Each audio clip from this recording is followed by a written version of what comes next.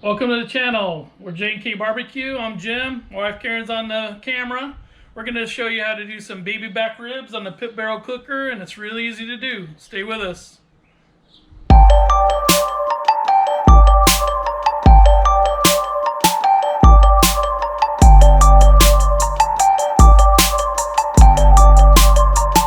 It's a beautiful day outside, so we thought we'd get out of the kitchen today and show you our take on baby back ribs on the pit barrel cooker.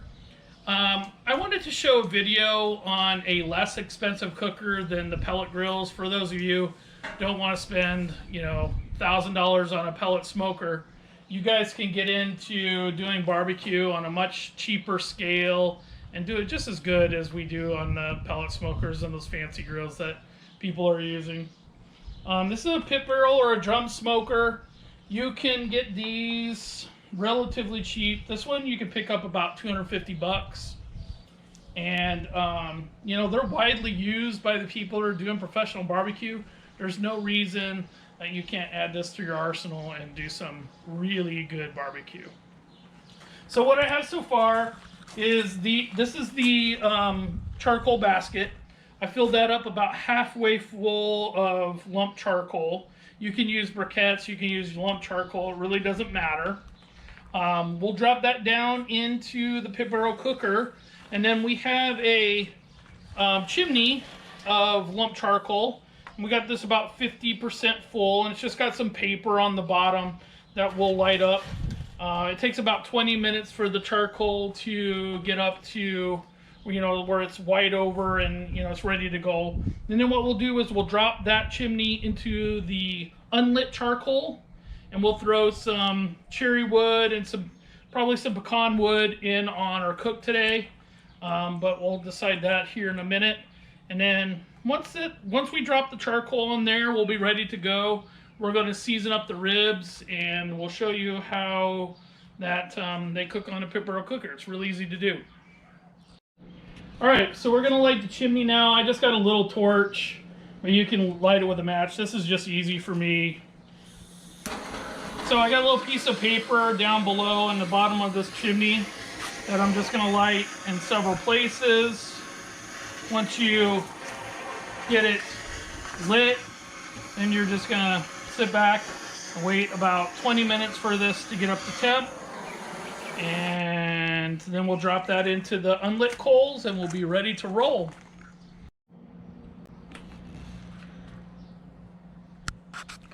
Cheers, everyone. All right, it's been about 20 minutes. As you can come in and see what the coals look like, they're nice and ashed over. These are ready to go. So what we'll do is we will dump those on the unlit charcoal, and then we'll be ready to rock and roll with the ribs.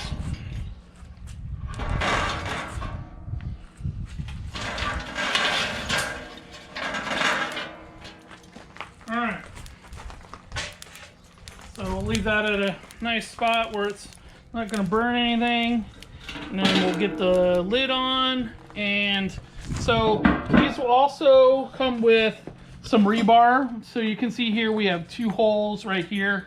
You want to put the rebar in there so it doesn't allow for too much airflow because it'll get hot. So what this is designed to do is once you get the rebar in there, it's a set it and forget it cooker. It cooks right around 250 to 275 degrees. We're exactly where you want it. And so we'll get that rebar in there, and then we'll get the ribs ready to load up, and we'll show what that looks like.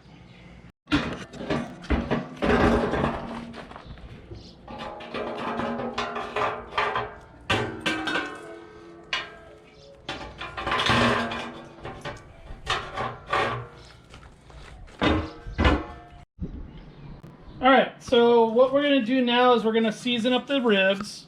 We got the 3-pack from Costco. This is the baby back ribs. We're gonna season them up 3 different ways today. We're gonna actually do a taste test video. We're gonna do a subsequent video that is gonna do a taste test. So look for that video as well, but that's what we're doing. We're gonna use just yellow mustard as our binder. Those of you who have watched our other videos, yellow mustard is used quite often as a binder for for any type of barbecue. So we're just gonna get a little bit of a coat on the inside, the bone side of the ribs, and we'll spread that in. The binder is just used so the rub will stick, adhere to the meat, and allow it to build some crust. You won't taste mustard. Those of you who don't like mustard taste, I promise you won't taste it at all. It'll really just use to, it tenderizes the meat a little bit and allows just the rub to stick. The first rub that we're going to be using on this first rack is we're going to use some Meat Church barbecue stuff. We're going to use their all-purpose gospel rub, and we're going to use Honey Hog Hot. So what we're going to do is get their all-purpose rub as the base layer.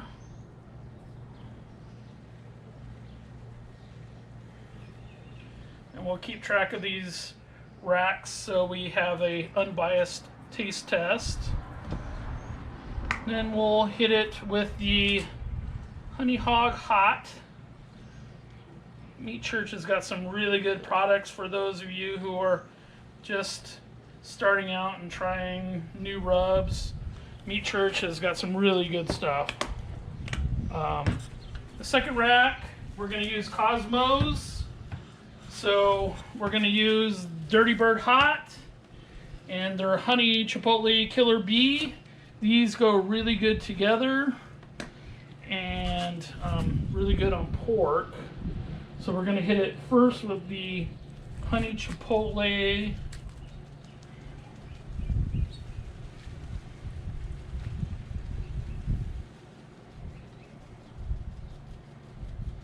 Mustard really helps to let you know where you need to add rub and where you've missed. So use it to help you too. Then we're going to hit it with Dirty Bird Hot.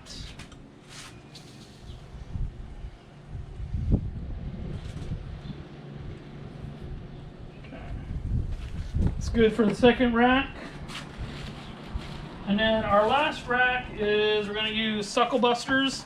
This is their Hog Waller Rub. I'm kind of new to Sucklebusters, but I really like their chicken rubs, so we wanted to give their Hog Waller a try. So we're going to use that on rack number 3.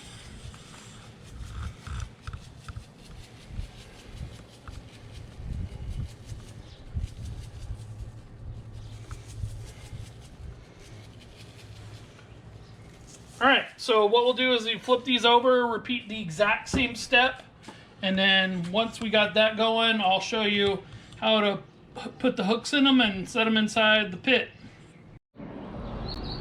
Alright, we're ready to put the hook through the ribs. What you want to do is you want to go at least to the second bone. So you want to do 1, 2, and then you want to get it just below that second bone. So the hook just barely sticks out the top. Does that make sense? All right, we'll do the same thing with these. Do 1, 2, below that second bone. And then same thing with the last rack. 1, 2. Go through right there.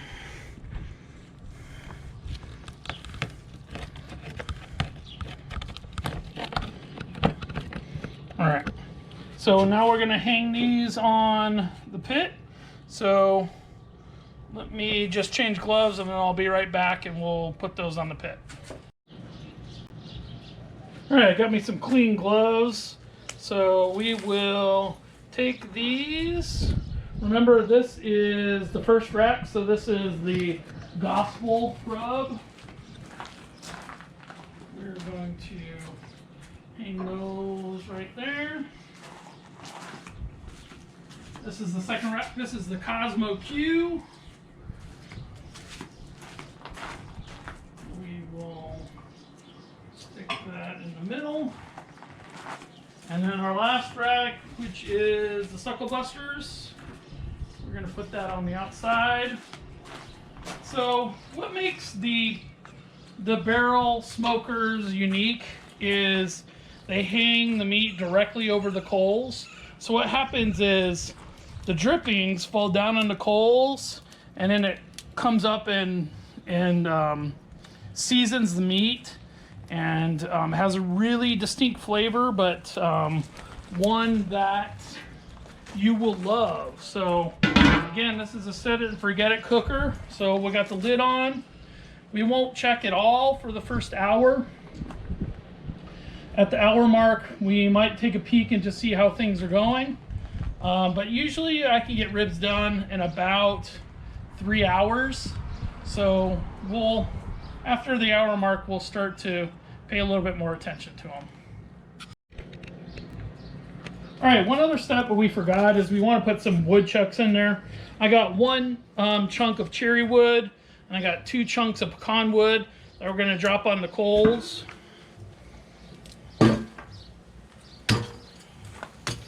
And that'll give us enough smoke, and that'll give us the flavor that we're looking for. So again, we're not going to look at these for another hour. All right, so we're an hour in. We haven't done anything. You don't pop the lid. You don't do anything for the first hour. So all we're going to do is check on them. So when the ribs are done, the bone is going to pull back about 1/2 inch. That's what we're looking for. So let's take a look. This is the meat church rack. As you can see, looking gorgeous. I love the pit barrel cooker because it gets a little bit of a char on the outside. And that is like my favorite part. This is the Kosmo Q rack. Looking good. Not quite the pullback that we're looking for. Obviously we're only an hour in, and this is the Sucklebusters. So all 3 racks are looking gorgeous. So we will get the lid back on. We don't want this to get too hot. We got plenty of smoke, and we'll let this go. We probably won't check it for another hour. All right, just over 3 hours. These are hopefully ready to roll. I'm gonna take the lid off here. Get these bad boys out. This first rack again is the meat church rack. Oh yeah, you can see the pullback on the bone. We're good to go with that one.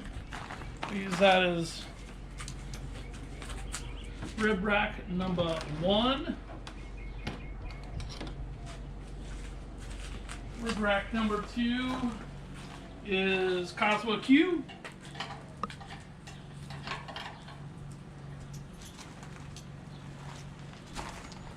Looks marvelous.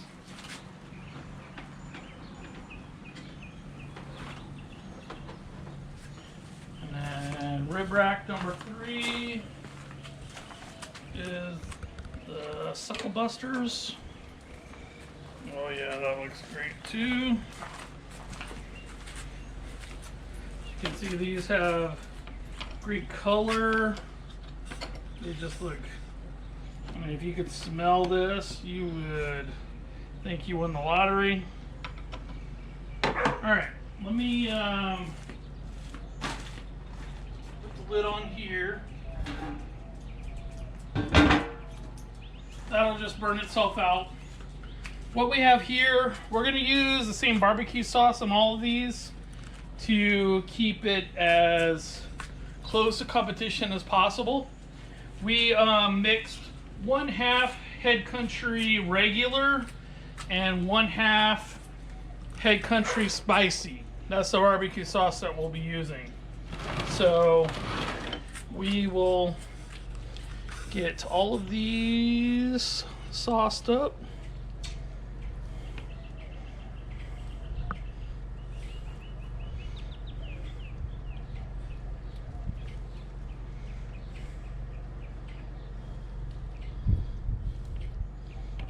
Those look really, really good.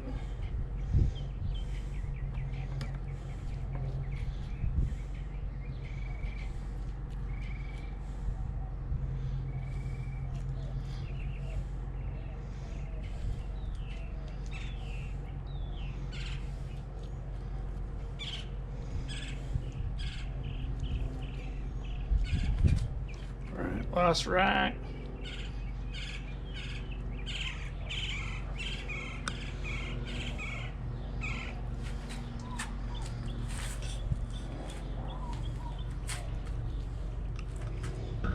We'll get this last one sauced up, and then we'll allow it to rest inside for about 15 minutes before we cut them up. That will give these time to just hang out and get happy, and these will be ready to roll here very soon. All right, so we will cut these up, and then again we're going to do a taste test. We're going to do a blind taste test that we'll do on another video, so look forward to that one. But as you can see, these are money.